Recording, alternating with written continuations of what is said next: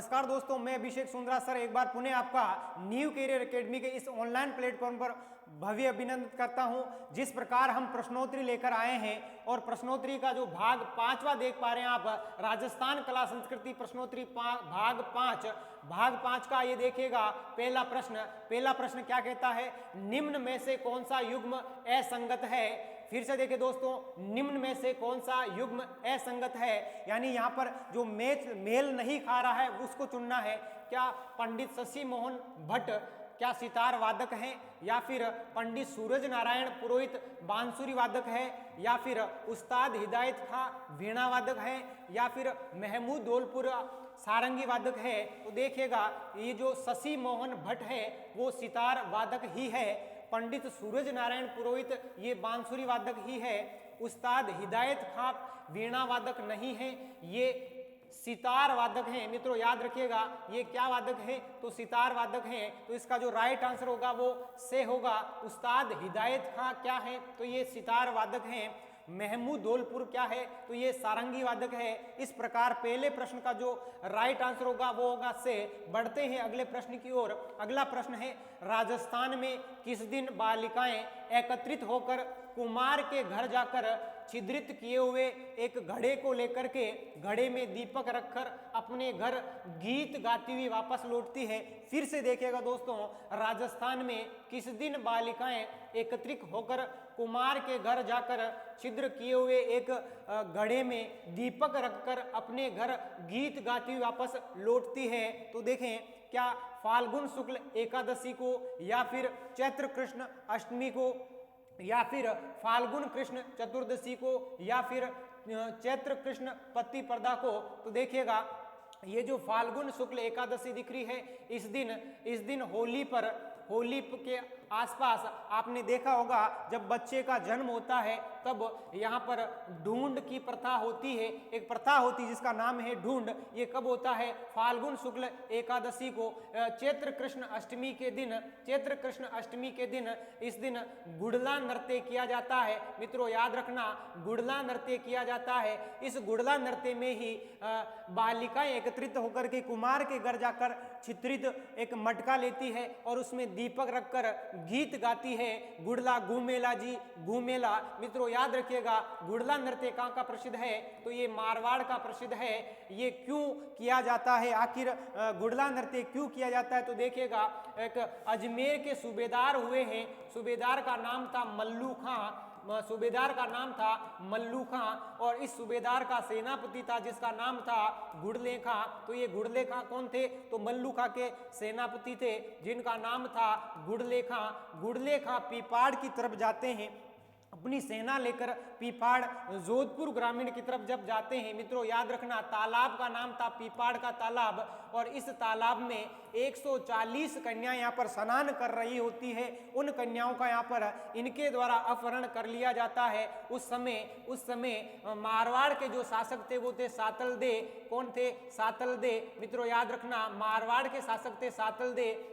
इन कन्याओं के अपहरण की जानकारी जब सातल दे को मिलती है, उस समय सातल दे अपनी सेना लेकर के गुड़ले खां का सिर काट लेते हैं, और सिर काटने के बाद इन कन्याओं को दे दिया जाता है, जिसके ऊपर इन कन्याओं के द्वारा छिद्रित किया जाता है सिर। इसी कारण से आज भी मारवाड़ में गुड़ला नृत्य किया जाता है। ये नृत्य कब किया जाता है, चैत्र कृष्ण अष्टमी के दिन किया जाता है। इस प्रकार इसका जो राइट आंसर होगा वो बे होगा। बढ़ते हैं अगले प्रश्न की ओर। अगला प्रश्न देखें मित्रों, रूठी रानी पुस्तक के रचयिता कौन थे। आपने रूठी रानियों के बारे में तो खूब सुना होगा, लेकिन ये क्वेश्चन क्या है कि रूठी रानी नामक पुस्तक के रचयिता कौन है। क्या वो तेज सिंह है, या फिर भूप सिंह है, केसरी सिंह बारट है, या फिर गोकुल भाई भट्ट है। तो मित्रों देखें ये भूप सिंह जो है विजय सिंह पथिक का बचपन का नाम था, यानी विजय सिंह पथिक का मूल नाम भूप सिंह था। विजय सिंह का संबंध बिजोलिया किसान आंदोलन से है,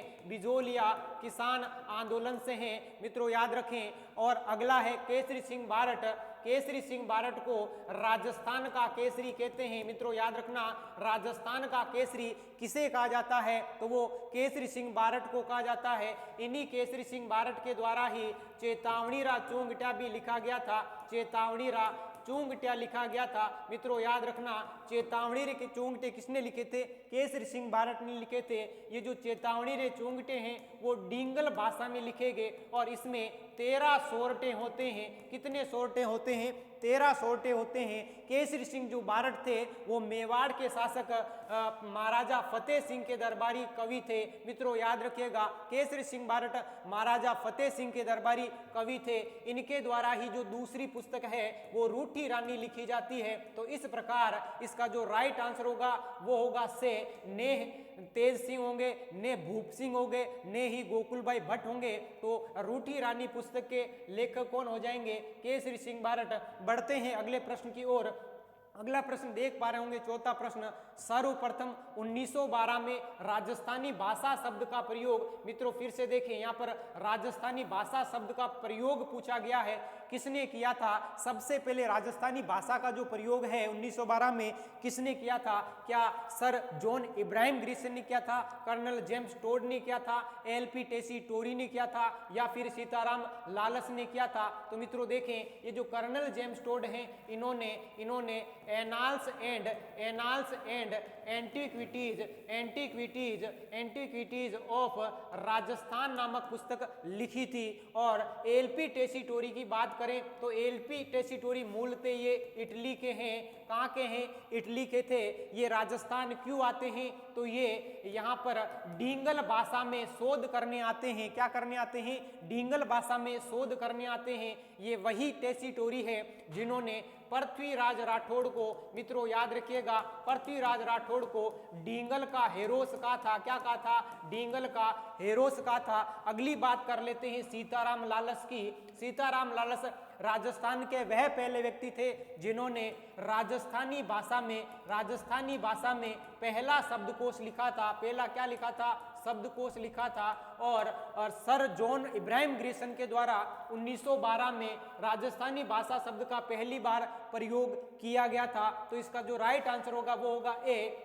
अगले प्रश्न की ओर बढ़ते हैं। अगला प्रश्न है पांचवा प्रश्न, देखिएगा, मंदिर स्थापत्य की भूमिका शैली किस स्थापत्य शैली की उपशैली है? यहाँ पर स्थापत्य कला पूछी गई है और उसकी शैली की भी उपशैली पूछी गई है। तो देखें, मंदिर स्थापत्य की भूमिका शैली किस स्थापत्य शैली की उपशैली है? क्या द्रविड़ शैली की है, या फिर बेसर शैली की है, या फिर इंडो शैली की है, या फिर नागर शैली की है? तो मित्रों देखें, भारत में कुल मंदिरों की जो स्थापत्य कला है वो 3 कलाएं आपको देखने को मिलती है। अगर बात करते हैं द्रविड़, पहली है द्रविड़ शैली, दूसरी बेसर शैली और तीसरी है नागर शैली। मित्रों याद रखिएगा, 3 शैलियां यहाँ पर मंदिरों में काम में ली जाती है। तो इसे ऐसे भी याद रख सकते हैं कि मंदिर बनाने के लिए हमारा बदन दर्द होता है। क्या दर्द होता है? बदन दर्द होता है। तो बे से हो गया बेसर शैली, और दे से हो गया द्रविड़ शैली, और ने से हो गया नागर शैली, और इसी नागर शैली की ही उपशैली होती है भूमिका शैली। मित्रों याद रखिएगा, ये जो भूमिका शैली है वो किसकी होती है? नागर शैली की उपशैली होती है। और अगर बात कर लेते हैं राजस्थान में नागर भूमिका शैली में कौन कौन से मंदिर बने हैं, तो रणकपुर का मंदिर आपने सुना होगा, पाली का सूर्य मंदिर, ये भी भूमिका शैली में बना है। और बात कर लेते हैं जालरा पाटन की, जालरा पाटन झालावाड़ में, यहाँ पर भी सूर्य मंदिर है, वो भी कौन सी शैली में बना है? भूमिका शैली में बना है। इस प्रकार इसका जो राइट आंसर होगा वो होगा दे, यानी नागर शैली होगा। बढ़ते हैं अगले प्रश्न की ओर। अगला प्रश्न है छठवां प्रश्न, राजस्थान में बाइसिकल सफारी प्रसिद्ध है। मित्रों आपको अगर अच्छा लग रहा हो तो इसे लाइक करें, शेयर करें और सब्सक्राइब करें। देखिएगा छठवां प्रश्न, राजस्थान में बाइसिकल सफारी प्रसिद्ध है। वैसे तो राजस्थान में जगह जगह की सफारियां प्रसिद्ध है, उसमें से आपको बाइसिकल सफारी पूछी गई, क्या जैसलमेर की है, भरतपुर की है, जयपुर की है, या फिर अजमेर की है? पर्यटन विभाग के द्वारा अलग अलग जगह अलग अलग सफारियां यहाँ पर पर चलाई जाती है। आपने देखा होगा केमल सफारी ये सम जैसलमेर की है। कहाँ की है? सम जैसलमेर की है। और अगर हम बात करें डंकी सफारी की, तो ये जो डंकी सफारी है वो शेखावाटी की प्रसिद्ध है। मित्रों याद रखिएगा, डंकी सफारी कहाँ की है? तो शेखावाटी की है। हॉर्स सफारी कहाँ की है? तो ये पुष्कर की है। हॉर्स सफारी कहाँ की है? पुष्कर की है। और बात कर लेते हैं वाटर सफारी की, तो ये चंबल नदी कोटा की है। बाईसकल सफारी कहाँ की है? तो ये बाईसकल सफारी जो है वो केवला देव अभ्यारण्य भरतपुर की है। तो इस प्रकार से इसका जो राइट आंसर होगा वो होगा भरतपुर। बढ़ते हैं अगले प्रश्न की ओर। अगला प्रश्न है 7वां प्रश्न, पश्चिमी सांस्कृतिक केंद्र उदयपुर की स्थापना कब की गई है? ये बहुत बार ये प्रश्न पूछा गया है, क्योंकि जब भी हमारे सामने पश्चिमी क्षेत्र आता है तो हम जोधपुर या जैसलमेर का टप्पा लगाते हैं, लेकिन यहाँ पर देखिएगा पश्चिमी सांस्कृतिक केंद्र उदयपुर की स्थापना कब की गई है? क्या 1952 में की गई है, या 1983 में की गई है, या फिर 1978 में, या फिर 1986 में की गई है? तो देखिएगा मित्रों, ये जो 1952 है, 1952 में पोथी खाने की स्थापना होती है। किसकी स्थापना होती है? पोथी खाना की स्थापना होती है। ये कहाँ पर है पोथी खाना? तो ये जयपुर में है। कहाँ पर है? जयपुर में है। इसकी स्थापना मान सिंह द्वितीय के द्वारा 1952 में की गई थी। यहाँ पर अरबी और हिंदी भाषा के साहित्य शोध आपको देखने को मिलेंगे। और अगर बात कर लेते हैं 1978 की, 1978 में कथक कला केंद्र, ये कला केंद्र भी जयपुर में है। यहाँ पर कथक कला का प्रशिक्षण दिया जाता है। और राजस्थान का जो शास्त्रीय नृत्य है वो भी कथक नृत्य है। मित्रों याद रखना कि राजस्थान का शास्त्रीय नृत्य क्या है? तो राजस्थान का शास्त्रीय नृत्य भी कथक है, जिसकी स्थापना कब हो जाती है? 1978 में। 1986 की बात करें तो 1986 में पश्चिमी सांस्कृतिक केंद्र उदयपुर में स्थापना हुई थी। अर्थात ये पश्चिमी जो केंद्र है, कला केंद्र, इसकी स्थापना कहाँ पर हो जाती है? उदयपुर में। मित्रों एक रोचक बात है, वो भी याद रखिएगा, ये जो कला केंद्र है वो भारत सरकार के द्वारा स्थापित करवाया जाता है। किसके द्वारा संचालित होता है? भारत सरकार द्वारा स्थापित होता है। भारत सरकार के द्वारा संपूर्ण भारत में 7 कला केंद्र ये बनाए गए थे, उसमें से एक कला केंद्र अपने राजस्थान में बनाया गया। तो इसका जो राइट आंसर होगा 1986। बढ़ते हैं अगले प्रश्न की ओर। 8वां प्रश्न, शिशुपाल वध के लेखक हैं। बहुत ही शानदार प्रश्न है।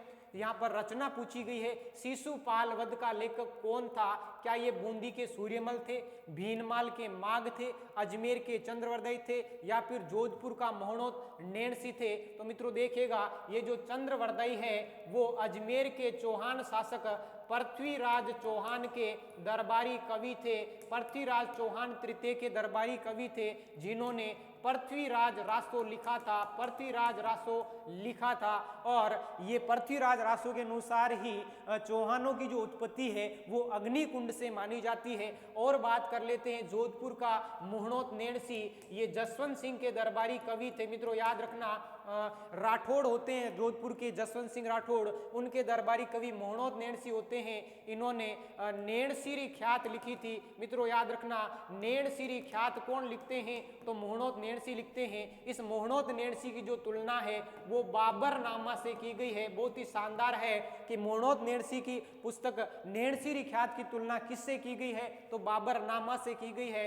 एक और पुस्तक है इनकी, मारवाड़रा परगनारी विगत। मित्रों याद रखिएगा, मारवाड़रा परगनारी विगत किसने लिखी थी? मोहनोत नैणसी ने लिखी थी, जिसकी तुलना राजस्थान का गजेटियर भी कहा जाता है। राजस्थान का गजेटियर इसको कहा जाता है। इस प्रकार यहाँ पर दे आंसर भी नहीं होगा, ने ही से होगा, और ने ही बूंदी के सूर्यमल होंगे। बात कर लेते हैं भीनमाल के माघ की, तो भीनमाल के माघ ने ही शिशुपाल वध लिखा था। मित्रों याद रखिएगा, शिशुपाल वध किसने लिखा था? तो यहाँ पर भीनमाल के माघ ने लिखा था। और ये वही माघ है जिन्होंने लूणी नदी को अंत्यशिला और और रेल नाडा का था। तो बढ़ते हैं अगले प्रश्न की ओर। इसका जो राइट आंसर होगा वो होगा 8वें का बे। बढ़ते हैं 9वें प्रश्न की ओर। 9वां प्रश्न देखें, राजस्थानी भाषा का साहित्य रूप कौन सी बोली है? बहुत ही शानदार प्रश्न है। राजस्थानी भाषा का साहित्य रूप कौन सी बोली है? क्या पिंगल है, पंजाबी है, राजस्थानी है या फिर डिंगल भाषा है, डिंगल बोली है? तो देखिएगा पिंगल जो बोली होती है वो पूर्वी राजस्थान में है। कहाँ पर प्रचलित है? पूर्वी राजस्थानी है। और डिंगल जो है वो पश्चिमी राजस्थानी है। मित्रों याद रखना, डिंगल जो है वो पश्चिमी राजस्थानी है। राजस्थान में सर्वाधिक जो साहित्य लिखे जाते हैं वो सबसे ज्यादा डिंगल भाषा में लिखे जाते हैं। और डिंगल का हेरोस अभी बताया था मैंने, वो पृथ्वीराज राठौड़ को कहा जाता है। किसने कहा था? तो एल.पी. टेसीटोरी ने कहा था। तो देखें इसका जो राइट आंसर होगा डिंगल, इसका राइट आंसर क्या हो जाएगा? डिंगल। बढ़ते हैं अगले प्रश्न की ओर। अगला जो प्रश्न है वो देखें, सुमेलित कीजिए। बहुत ही शानदार प्रश्न है, अच्छा प्रश्न है, यहाँ पर बहुत बड़ा प्रश्न है ये। देखें, सुमेलित कीजिए। एक तरफ सूची है फर्स्ट और दूसरी तरफ सूची सेकंड। सूची फर्स्ट में आपको राजस्थान की जनजातियां देखने को मिल रही है और दूसरी तरफ इनका आवास क्षेत्र यानी किस जिले में कौन सी जनजाति उसको देखना है। देखिए पहला, सहरिया जनजाति क्या डूंगरपुर और बांसवाड़ा में निवास करती है? गरासिया क्या उदयपुर और सिरोही में करती है? डामोर क्या बारा और कोटा में करती है? मीणा जनजाति जयपुर और क्या दौसा में करती है? तो मित्रों देखें, ये जो सहरिया जनजाति है वो बारा और कोटा में, अर्थात यानी ए का होगा 3, ए का होगा 3, ए का क्या हो जाएगा 3। गरासिया जो जनजाति है वो सिरोही और उदयपुर की है। तो 2 में होगा, बे में होगा 2, उदयपुर और सिरोही। बे में क्या हो जाएगा 2, बे में क्या हो जाएगा 2। फिर देखें डामोर जो जनजाति है वो कहाँ रहती है? डामोर और वो जनजाति डूंगरपुर और बांसवाड़ा, यानी से में होगा, से में होगा फर्स्ट, से में क्या हो जाएगा फर्स्ट। मीणा जो जनजाति है वो जयपुर और दौसा, मीणा जो जनजाति है जयपुर और दौसा। इसका जो राइट आंसर होगा दे। फिर देखें राइट आंसर होगा दे। सहरिया जो जनजाति वो कोटा और बारा की है। गरासिया जनजाति जो है उदयपुर और सिरोही की है। डामोर जनजाति डूंगरपुर और बांसवाड़ा की है। मीणा जनजाति जयपुर और दौसा में निवास करती है। इस प्रकार इसका जो आंसर होगा वो होगा दे।